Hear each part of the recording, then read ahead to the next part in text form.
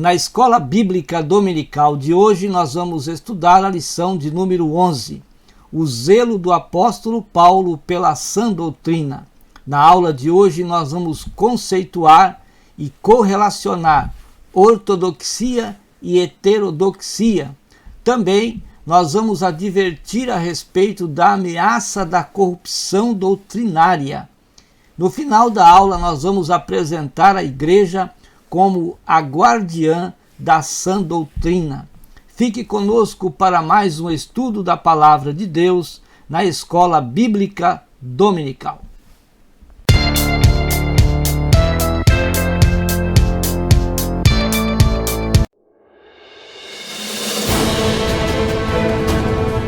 Professores da EBD querem enriquecer suas aulas? Visite nosso site www.moldado.com. Estudos e mensagens e faça o download dos slides na lição Adulto e Jovem. www.moldado.com. EBD, moldando eu e você.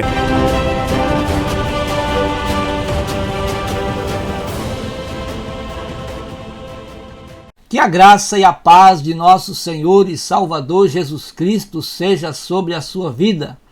É com muito prazer, com muita alegria e satisfação que mais uma vez nós estamos aqui para juntos estudarmos a Palavra de Deus na Escola Bíblica Dominical. Estamos a estudar o 4º trimestre do ano de 2021, o apóstolo Paulo, lições da vida e ministério do apóstolo dos gentios para a Igreja de Cristo. O comentarista desta lição foi nosso pastor Elienay Cabral. Quero pedir para você se subscrever no meu canal. Visite também o nosso site www.moldado.com, é o endereço do site. No site você pode fazer o download gratuitamente desses slides que aparecem na vossa tela. Temos também no nosso site os slides das lições classe jovem. Hoje nós vamos estudar o zelo do apóstolo pela sã doutrina. O zelo do apóstolo pela sã doutrina, ou seja, pela doutrina ortodoxa, pela doutrina verdadeira, como Paulo cuidou do ensino, como Paulo cuidava, como Paulo zelava do ensino de Cristo, do ensino que os apóstolos ensinavam, do ensino da palavra de Deus. O texto áureo da nossa lição está na primeira carta que ele escreveu a Timóteo, capítulo 4 e o versículo 16. E aqui nós vemos quanto o apóstolo Paulo cuidava dessa doutrina e aconselhava também o seu obreiro, o seu trabalhador que estava iniciando o pastoreado.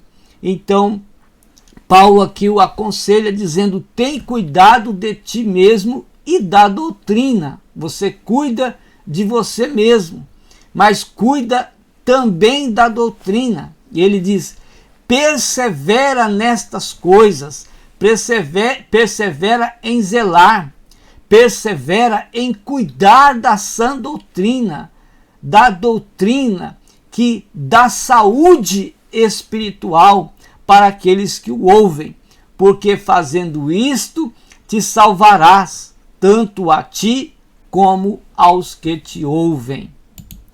A verdade prática: a Igreja de Cristo é a única instituição divina na terra que preserva e que defende a sã doutrina diante dos enganos e males das heresias.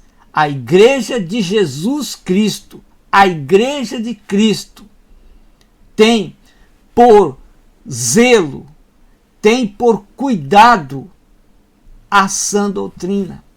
Cuida da sã doutrina, cuida de ensinar a verdade da palavra de Deus.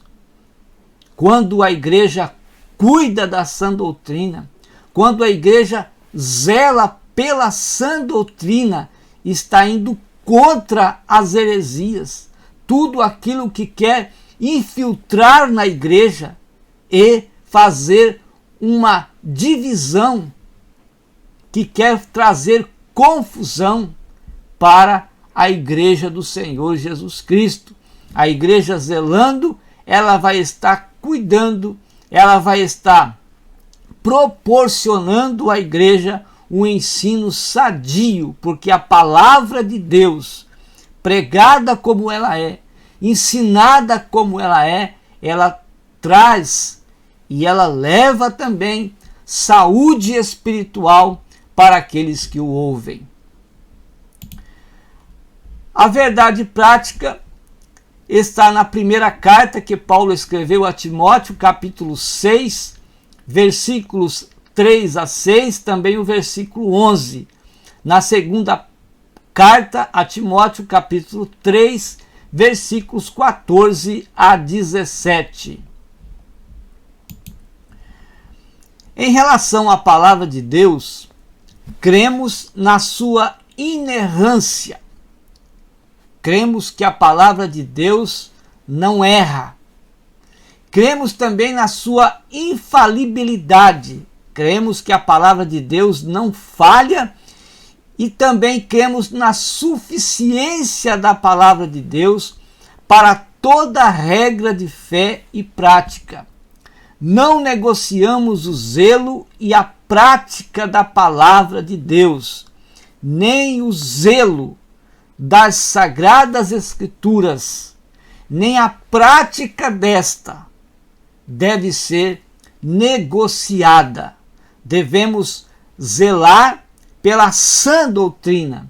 Devemos colocar em prática a sã doutrina, os ensinos que nós recebemos de Cristo, que nós recebemos dos apóstolos, que nós recebemos de todos aqueles que trouxeram e que traz para a igreja nos nossos dias a palavra de Deus como ela é. O primeiro tópico da nossa lição: ortodoxia versus heterodoxia. O primeiro item, dois termos técnicos importantes. Então nós vamos compreender esses termos, trazendo aqui os seus significados e as suas definições. Heterodoxo, que é contrário à doutrina ortodoxa. Heterodoxo, que não está em perfeito acordo com a doutrina da fé. Agora, a ortodoxia é a qualidade do que é ortodoxo, conformidade de uma opinião com doutrina declarada verdadeira. Todos aqueles que trazem uma mensagem contrária à verdadeira fé, todos aqueles que trazem um ensino que contradiz o que a Bíblia diz, são os heterodoxos, são aqueles que são contrários, são os heréticos. Agora, a ortodoxia, ela está em conformidade, ela tem a sua opinião, está vivendo conforme, está falando conforme o que diz, o que está escrito, o que ensina a palavra da fé, a palavra verdadeira, a palavra genuína.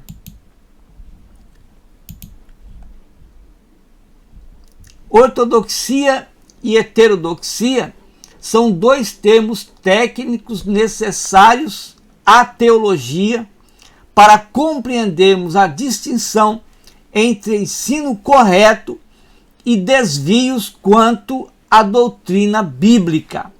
Quando nós ensinamos a verdade da palavra de Deus, quando nós não desviamos dos ensinos verdadeiros de Cristo, dos ensinos verdadeiros dos apóstolos e daqueles que escreveram a palavra de Deus, nós estamos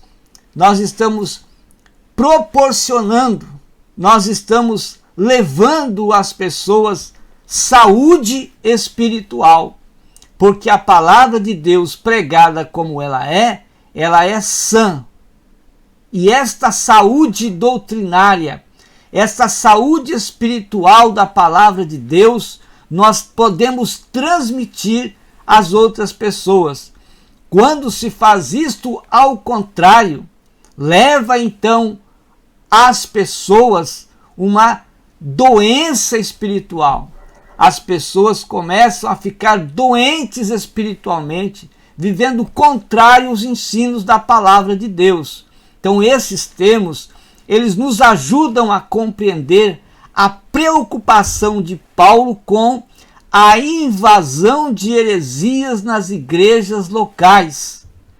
As heresias estavam entrando na igreja, como até hoje as heresias procuram entrar na igreja por homens que não têm compromisso verdadeiro com a sã doutrina, com a verdade da palavra de Deus. Então Paulo estava vivendo esse momento, ele viveu essa preocupação e por isso o zelo dele em cuidar da igreja, em cuidar daquilo que estava ensinado na igreja dos seus dias. O segundo item, conceito de ortodoxia. Na língua grega do Novo Testamento, a palavra tem como prefixo ortos e significa o que é direito, aquilo que é reto, aquilo que é certo. Então a definição, isso conforme 1 Timóteo 4:2, queremos ler. Mas o Espírito expressamente diz que nos últimos tempos apostatarão alguns da fé, dando ouvidos a espíritos enganadores, doutrinas de demônios, pela hipocrisia de homens que falam mentiras, tendo cauterizada a sua própria consciência. Contra esses espíritos enganadores é que Paulo lutava, ensinando a verdade para combater a mentira que queria entrar na igreja. Então a definição técnica para a palavra ortodoxia diz respeito à absoluta conformidade com um princípio, com uma doutrina, e era isso que Paulo ensinava à igreja. Na teologia cristã, o termo refere-se ao modelo bíblico da sã doutrina, conforme 2 Timóteo 1:13, que nos diz assim: conserva o modelo das sãs palavras que de mim tens ouvido, na fé e no amor que há em Cristo Jesus. Então Paulo ensinava a igreja e pedia para a igreja que conservasse aquilo que ele ensinava.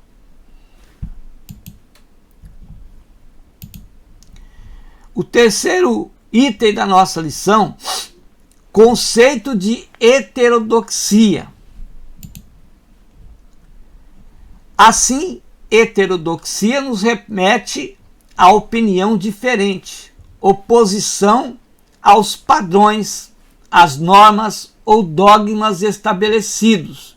Então a heterodoxia, ela vai contra aquilo que verdadeiramente é ensinado conforme a palavra de Deus, conforme o verdadeiro ensino da palavra. Se a ortodoxia tem um só parecer, a heterodoxia implica várias opiniões a respeito de um mesmo objeto.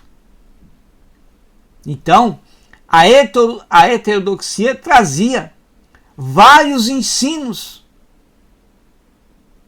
confundindo os cristãos, aqueles que procuravam viver o ensino verdadeiro, porque o ensino verdadeiro, o ensino ortodoxo, só é um.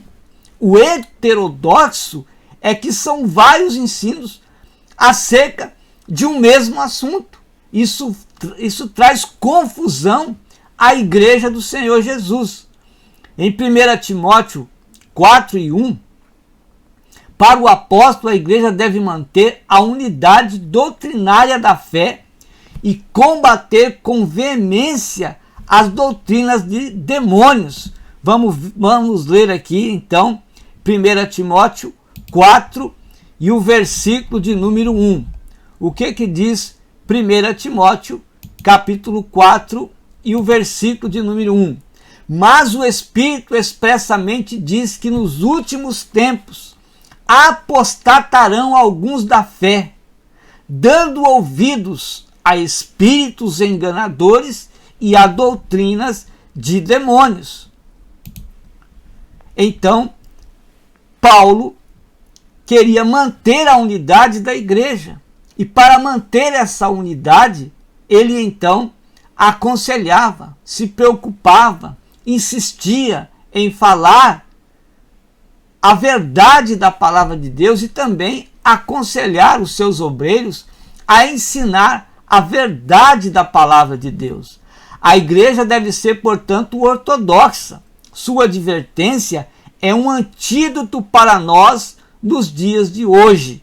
Então, a palavra de Deus, ela nos enche de verdade, nos enche de saúde espiritual, de forma que nós podemos transmitir esses ensinos que vão combater aqueles que pregam diversas coisas em um só assunto, trazendo e querendo infiltrar os seus ensinos heterodoxos na igreja.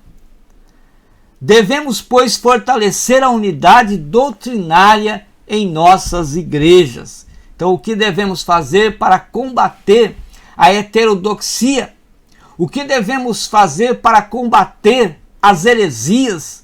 O que devemos fazer para combater ensinos mentirosos, espíritos enganadores que querem confundir os cristãos? Devemos procurar ensinar o que diz verdadeiramente a palavra de Deus. O segundo tópico da nossa lição, a ameaça da corrupção doutrinária. Primeiro item, a advertência do apóstolo. O que Paulo nos adverte em 1 Timóteo capítulo 1, versículo 3. Em 1 Timóteo, Paulo adverte acerca de alguns que não ensinem outra doutrina. Aqui a palavra para outra é hétero, ou seja, diversos. Ou seja, vocês não devem ensinar diversos ensinos mentirosos, ensinos falsos. Isso deve ser combatido. Por isso, Paulo se refere a outra doutrina, ou seja, um ensino que contradiz o ensino verdadeiro. Então, ele se refere a outra doutrina como a que nada tinha a ver com a genuína doutrina de Cristo. Esse zelo para preservar a sã doutrina trazia um contexto de homens sem escrúpulos, homens sem cuidados, homens sem zelo, homens sem compromisso com o ensino verdadeiro da palavra de Deus. Esses ensinos, eles não respeitavam, eles desrespeitavam os ensinos apostólicos. E desrespeitando os ensinos apostólicos, desrespeitavam também os ensinos de Cristo, os ensinos de Deus, os ensinos da palavra de Deus. O apóstolo os identifica como lobos cruéis, vestidos de ovelhas, pareciam ser obreiros verdadeiros, pareciam ser ensinadores doutrinários verdadeiros, ensinos pareciam ser verdadeiros, mas não eram. Eles investiam com o seu fingimento contra o rebanho de Deus e não perdoava. Muitos cristãos deixavam de servir a Cristo. Muitos cristãos confundidos já não queriam mais servir a Jesus. E é o que acontece também nos dias de hoje. Muitas pessoas se desviam da igreja porque estão confundidos. Quais eram os problemas de ordem doutrinária? Então vamos ver os problemas que haviam de ordem doutrinária.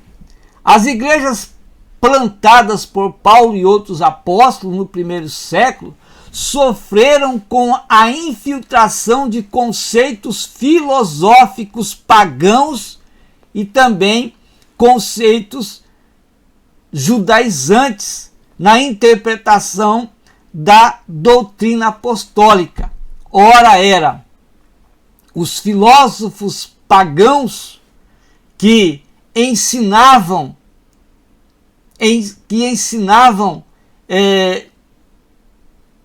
coisas, que ensinavam, que davam estudos, que orientavam, que direcionavam com as suas doutrinas, e os seus estudos pareciam que eram cristãos, confundiam os cristãos com seus ensinos. Ora, também os judaizantes, que tinha também um dogma diferente, um ensino diferente, que parecia ser um ensino da palavra de Deus, mas também não era. Então, na interpretação da doutrina apostólica, então eram conceitos diferentes. Paganismo é um termo geralmente utilizado para se referir a posicionamentos religiosos diferentes dos tradicionais.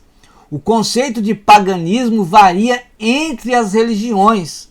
Para o cristianismo, judaísmo e islamismo, o paganismo consiste em qualquer prática ou atitude religiosa divergente da sua. Todas as atitudes, todas as práticas religiosas que eram contra o cristianismo e são até hoje, é paganismo. Para o judaísmo, tudo que é prática ou atitude religiosa que é divergente da sua é paganismo.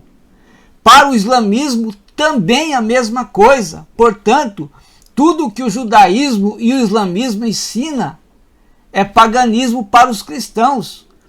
Tudo que o islamismo e o cristianismo ensina é paganismo para o judaísmo. E tudo que o cristianismo e o judaísmo ensina é paganismo para o islamismo. Então, veja que diverge de uma para com a outra religião. Em Gálatas capítulo 4, versículos 8 a 9, Paulo aconselha a igreja dizendo: outrora, quando não conhecieis a Deus, servíeis aos que por natureza não são deuses. Agora, porém, que já conheceis a Deus, ou melhor, sendo conhecidos por Deus, como tornais outra vez a esses rudimentos fracos e pobres, aos quais de novo quereis servir? A igreja que estava na Galácia estava se desviando, aceitando ensinos pagãos, que era contrário àquilo que Paulo ensinava. Paulo estava aqui trazendo um alerta, uma exortação, fazendo com que eles se lembrassem da verdade que ele havia pregado. Legalismo, então, significa pôr as regras acima de Deus e das necessidades humanas. Deus deve estar acima de todas as coisas. Não as regras, não os pensamentos humanos, não as ideologias humanas. É o estilo de vida de pessoas que acreditam que o cumprimento das regras torna o indivíduo merecedor do favor e da salvação divina.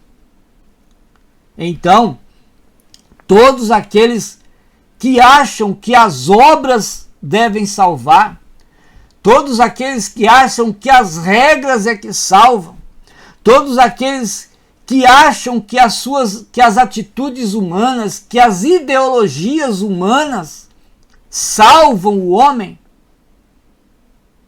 está vivendo em contradição daquilo que diz a palavra de Deus. Então, o legalismo significa pôr as regras acima de Deus. Deus está acima das regras. Deus está acima das atitudes humanas, dos pensamentos humanos, das ideologias, das práticas. Deus está acima de todas as coisas.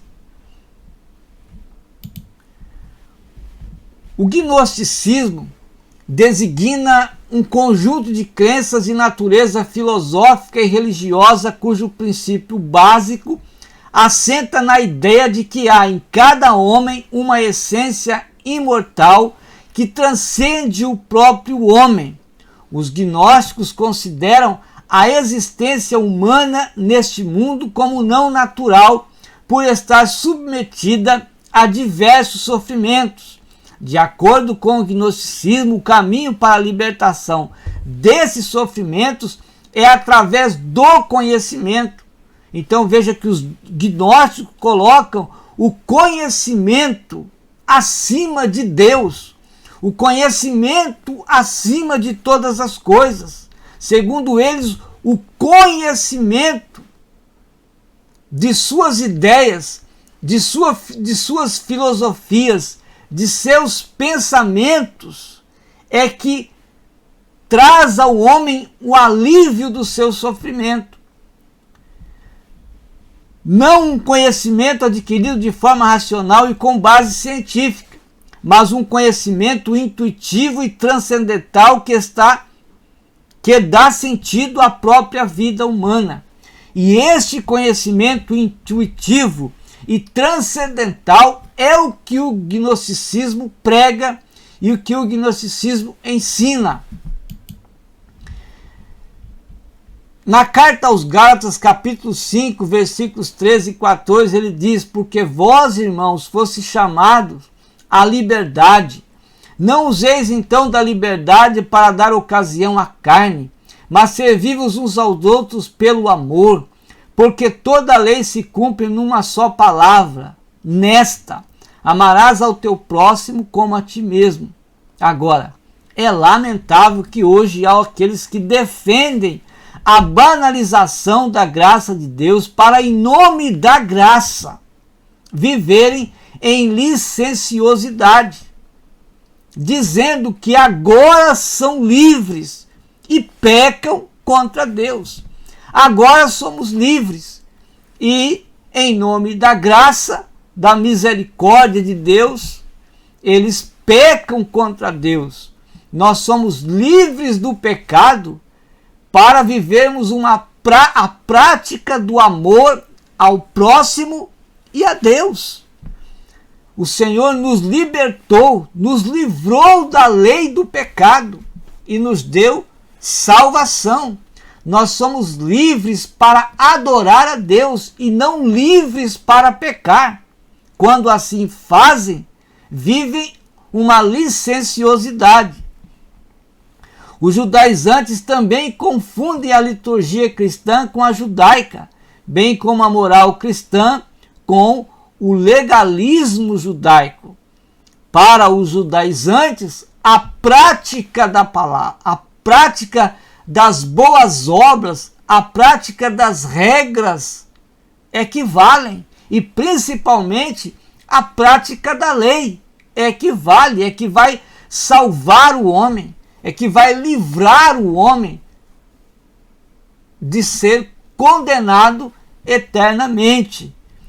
Para os judaizantes, a salvação é de fora para dentro, mas para os cristãos, a salvação é de dentro para fora. O homem é salvo na sua mente, é salvo no seu coração, e ele coloca em prática aquilo que está dentro do seu coração. A Igreja de Cristo pertence a um novo tempo e deve obedecer o ensino do Novo Testamento. O Novo Testamento é um cumprimento do Antigo Testamento. No Antigo Testamento, o que era pregado? Que viria o Messias, que viria o Cristo, o Salvador da humanidade, morreria pelo pecado do homem.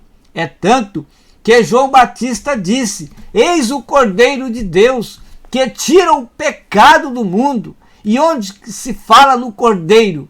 É no Antigo Testamento. Então, a Igreja de Cristo pertence a um novo tempo. Não somos mais do tempo da lei. Não somos do Antigo Testamento.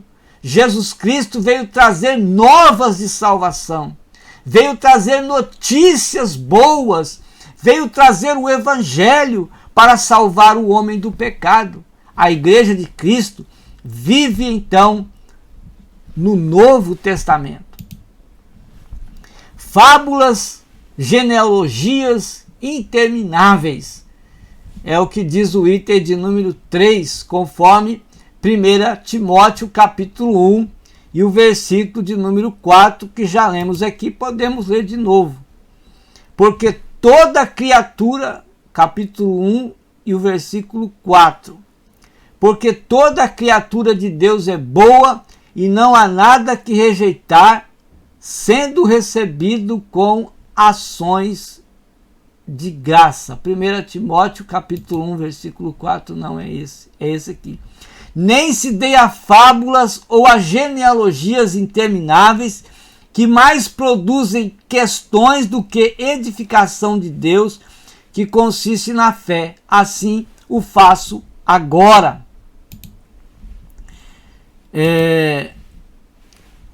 Os mitos faziam parte integrante do ensino dos gnósticos.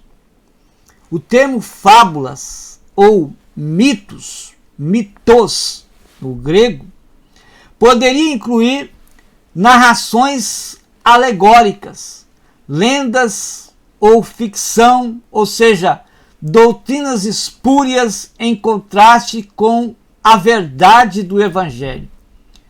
Então veja que os gnósticos, filósofos, traziam as suas ideias, os seus pensamentos, os seus ensinos, de onde eles tiravam regras desses mitos, dessas doutrinas espúrias dos seus pensamentos. E isso contradizia a verdade do Evangelho. E muitos acreditavam. Esta palavra era frequentemente usada em um sentido pejorativo, ou seja, desprezava o ensino da palavra de Deus, humilhava o ensino da palavra de Deus, rebaixava o ensino da palavra de Deus. Então era um ensino pejorativo, denotando deste modo histórias falsas e tolas que procurava deixar de lado o que é verdadeiro, o que estava descrito, o que estava sendo ensinado pelo apóstolo Paulo e pelos homens de Deus. Então, no tempo de Paulo havia mestres falsos que propagavam fábulas e lendas da vida judaica como o culto aos anjos, conforme Colossenses capítulo 2, Colossenses capítulo 2, vamos ver aqui, Colossenses capítulo 2, e o versículo 2 e o versículo 4. 2 e o versículo 18. Colossenses capítulo 2 e o versículo 18, que nos diz assim: ninguém vos domine a seu bel prazer com pretexto de humildade e culto dos anjos, envolvendo-se em coisas que não viu, estando debalde inchado na sua carnal compreensão. Além de não possuírem conteúdo concreto, eles torciam o sentido da verdade apostólica. O apóstolo advertiu a igreja quanto a essas coisas e as refutou com veemência. Então, coisas que não viram. Eles diziam que haviam visto anjos, mas nos seus pensamentos, nas suas ideias, e procurava trazer isto para a igreja. E isso trazia confusão na igreja. Veja aqui, aprendemos que não podemos perder tempo com coisas infrutíferas. Ver anjos não edifica a vida de ninguém. São coisas infrutíferas que só traz males às pessoas. É claro, se eu ver ou qualquer pessoa ver, isso fica para si mesmo, mas não trazer isso como um ensino para a igreja, trazer isso como um estudo para a igreja, não vai edificar ninguém, a não ser a própria pessoa, se verdadeiramente ele viu. Mas as pessoas trazem isso e outras coisas, sonham, e a partir do sonho trazem ensinos, trazem doutrinas para a igreja. Tem um pensamento que acha que aquele pensamento é de Deus, traz aquele ensino para a igreja. Então são coisas infrutíferas, sem dizermos das profecias falsas, dos dizeres falsos, dos ensinos falsos, das pregações que não constroem ninguém. O conhecimento das Escrituras não é para ostentar vaidades, mas é para caminhar com um coração puro e uma consciência não fingida. A palavra de Deus, ela transforma o coração. A palavra de Deus, ela traz saúde para a alma. A palavra de Deus não confunde ninguém. Ninguém fica confundido com o ensino genuíno da palavra de Deus. Ninguém entra em confusão com os conselhos da palavra de Deus. Ninguém. Porque a palavra de Deus, ela traz saúde. Ela não destrói. Ela constrói um homem com um coração puro e com uma consciência também purificada pela palavra de Deus. A igreja como guardiã da sã doutrina.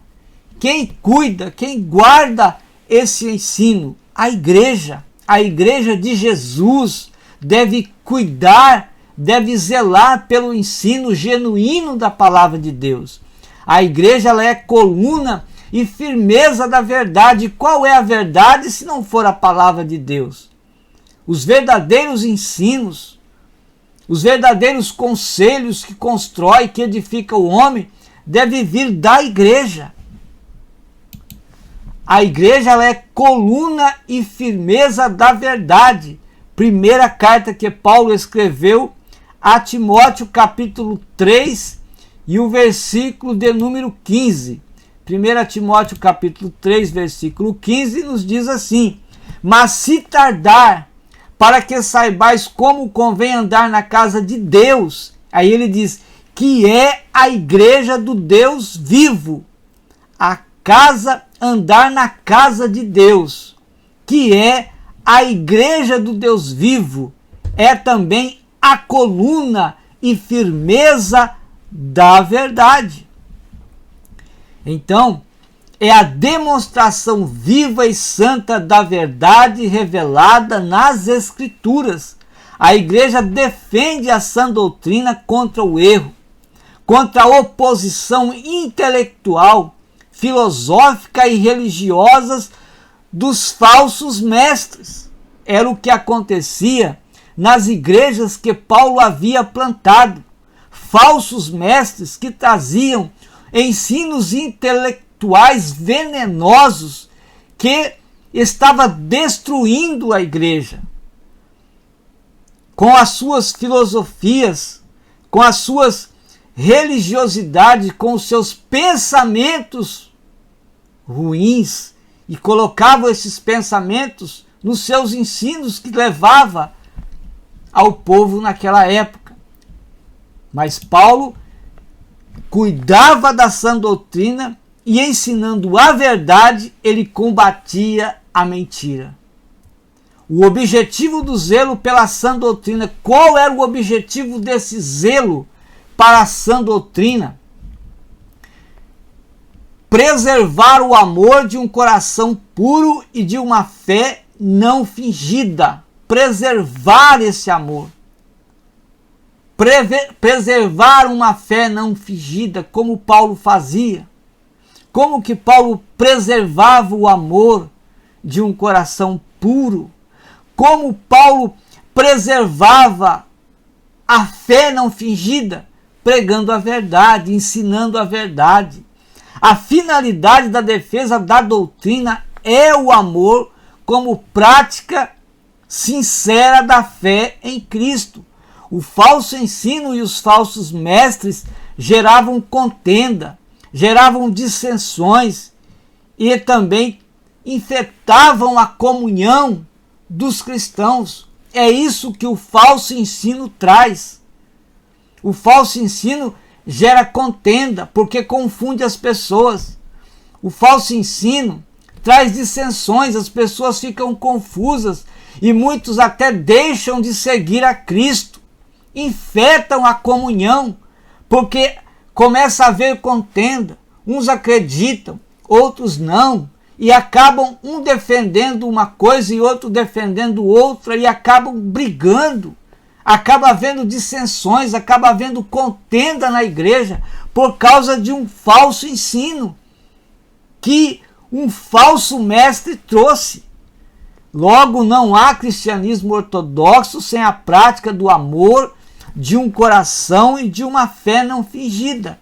Então, o verdadeiro, ou seja, o ensino ortodoxo, o ensino verdadeiro, é aquele que constrói no coração do homem o amor verdadeiro, o amor de Deus.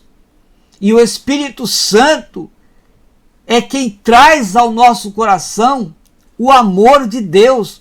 O ensino ortodoxo, então, trabalha no coração do homem uma fé verdadeira e não uma fé fingida.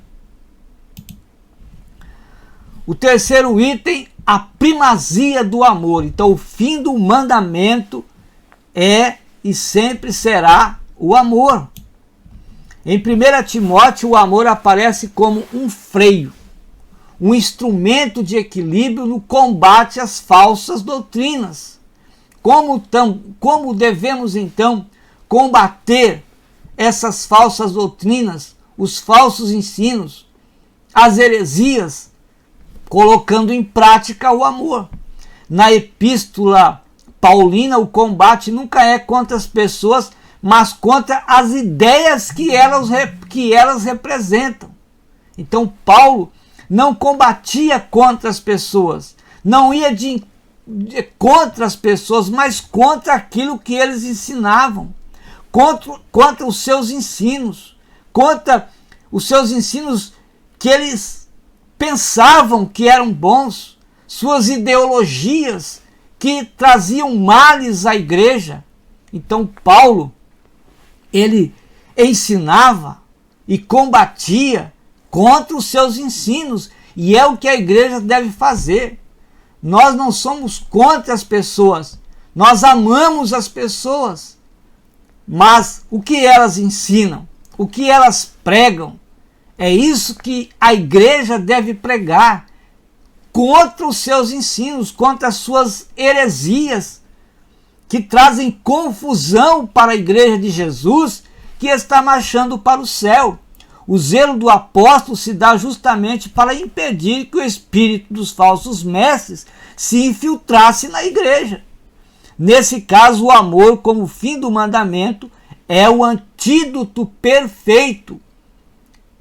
Então vamos amar as Escrituras, colocar o nosso amor na palavra de Deus e o nosso amor nas pessoas, na igreja. Então, quando este amor está no nosso coração, nós então vamos defender a igreja praticando o ensino do amor.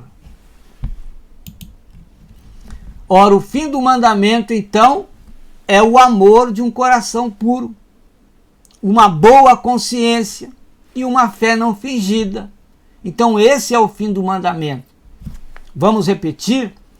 O amor de um coração puro, uma boa consciência e uma fé não fingida. Agora, o amor de um coração puro, ele nasce de dentro para fora. Não se trata de um mero sentimento. Amor não é sentimento, amor é prática. Se eu quero viver o amor, eu devo colocar em prática o amor que eu tenho dentro de mim. Se eu não tiver esse amor, eu preciso ir em busca desse amor. E quem tem o amor puro e verdadeiro a não ser Cristo Jesus, o nosso Senhor? Onde eu posso aprender desse amor? Na palavra de Deus e colocar em prática esse amor. Só em um coração puro e santificado pelo Espírito Santo gera pureza interior. Então um coração sujo não age amorosamente. Por isso é que o amor nasce no nosso pensamento, no nosso coração e transborda através das práticas, transborda através do meu falar, do meu comportamento, das minhas obras. Só com o coração limpo diante de Deus podemos ser sensíveis às coisas espirituais. Como eu posso sentir as coisas espirituais? Como eu posso ser cheio do poder de Deus, cheio do Espírito Santo, se não pratico o amor? No amor não há imparcialidades, mas sim uma boa consciência. Todo aquele que vive na prática desse amor, ele tem uma boa consciência. Então, o que nós aprendemos na lição de hoje? Aprendemos que a Bíblia, a palavra de Deus, é a fonte genuína para a doutrina cristã. Fora da Bíblia é heretismo. Fora da Bíblia não há como se pregar uma fé genuína. Fora da Bíblia não há como ensinar a prática do amor. Por isso precisamos ser dedicados estudantes das Sagradas Escrituras, a fim de que zelemos pela sã doutrina. Então vamos estudar a palavra de Deus, vamos estudar a Bíblia Sagrada e zelar por ela, combatendo as heresias com o ensino verdadeiro. Levemos em conta que a finalidade dela é o amor, para vivermos em Cristo com um coração puro e uma fé não fingida. A exemplo de Paulo, somos chamados para zelar pelo ensino de Cristo, a fim de edificar a igreja do Senhor. O que edifica a igreja, meus amados, é o verdadeiro ensino da palavra de Deus. Não são as mentiras, não são ideologias, não são pensamentos, por mais bons que sejam os pensamentos, por mais bons que sejam as ideologias, mas nunca será melhor do que a palavra de Deus. Nunca vai construir como constrói a palavra de Deus. Os pensamentos humanos, as ideias humanas, só traz destruição, porque o homem é imperfeito. mas a palavra de Deus é perfeita. E todo aquele que se dedica no ensino, que se dedica no estudo, que zela em colocar em prática essa palavra, ele sempre terá um bom conselho, um bom ensino para transmitir àqueles que querem viver uma vida feliz com Cristo Jesus, uma vida salva, aguardando Jesus a qualquer momento. Deus abençoe sua vida, Deus abençoe sua família e até a próxima oportunidade, quando nós aqui estaremos com mais uma pré-aula da Escola Bíblica Dominical.